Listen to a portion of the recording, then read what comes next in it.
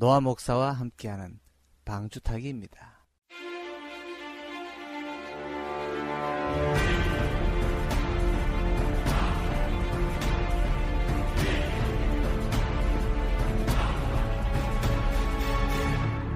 에스겔서 전체는 하나님이 이스라엘 백성의 죄에 대한 심판과 하나님의 구원에 대한 말씀을 기록하고 있습니다. 그 가운데 1장에서 3장은 선지자 에스겔을 불러 사명을 주신다는 내용입니다. 성경에서 하나님의 역사하심은 말씀으로 이루어지는데 그는 사람을 통하여서 말씀하십니다. 그 직무를 맡은 사람은 선지자라고 합니다. 어떤 사람들은 선지자를 선출함에 있어 여러 가지 조건을 말하는데 성경은 선지자의 조건은 하나님의 선택, 그것일 뿐 그 외의 조건이 없음을 기억해야 할 것입니다. 1장에서 3장을 간단히 요약하면 하나님께서 선지자 에스겔을 부르심으로 말할 수 있지만 이것은 우리가 성경을 이해하기 위하여 간단하게 요약한 것이고 실제 성경은 많은 내용을 담고 있습니다.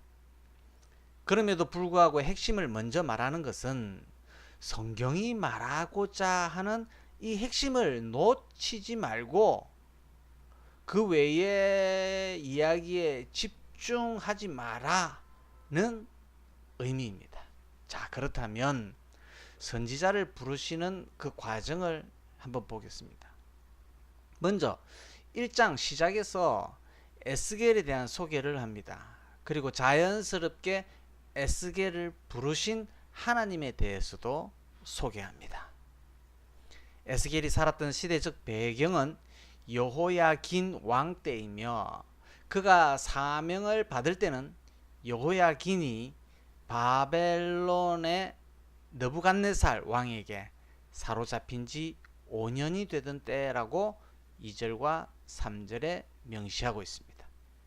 그리고 일단 본문에서는 에스겔은 제사장 가문의 사람이다 라고 밝힙니다.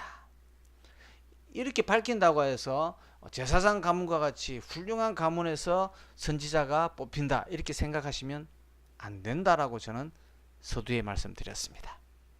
그리고 나머지 부분은 에스겔을 부르시는 하나님에 대해서 설명하고 있습니다.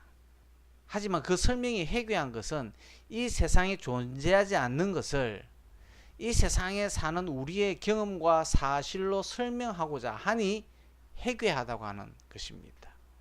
그럼에도 불구하고 많은 사람들이 여기에 관심을 갖고 이 해석을 잘하는 사람이 신령한 듯이 여겨지기도 하지만 우리는 그런 유혹이 올지라도 그런 면에 관심을 두지 않고 성경에서 말하고자 하는 핵심 거기에만 관심을 기울여야 하겠습니다.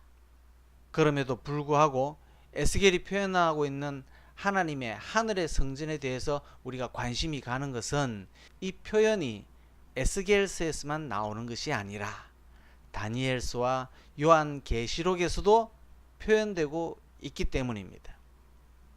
다니엘서에서는 7장에서 요한계시록에서는 4장과 5장에서 표현되고 있습니다.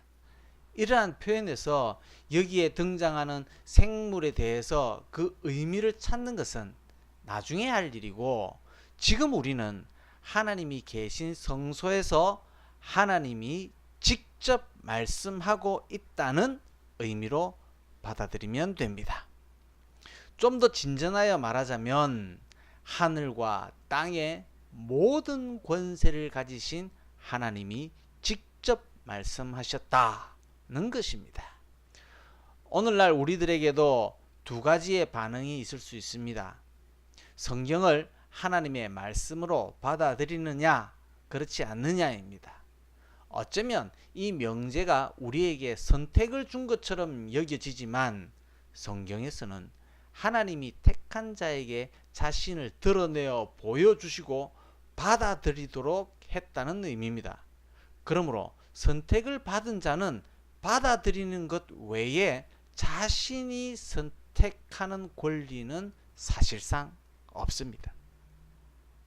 그러므로 선택과 사명, 이 모두는 하나님의 권한이며 이를 통하여 하나님의 나라를 이루고자 하는 은혜의 방편으로 우리는 받아들여야 한다.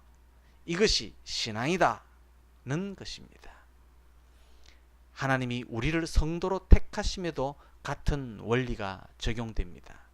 하나님이 우리를 선택하시고 믿을 것인지 아닌지를 우리에게 묻거나 선택하게 하신 것이 아니라 하나님이 끊임없이 자신이 누구이며 왜 우리를 선택하였는지 보여주고 계십니다.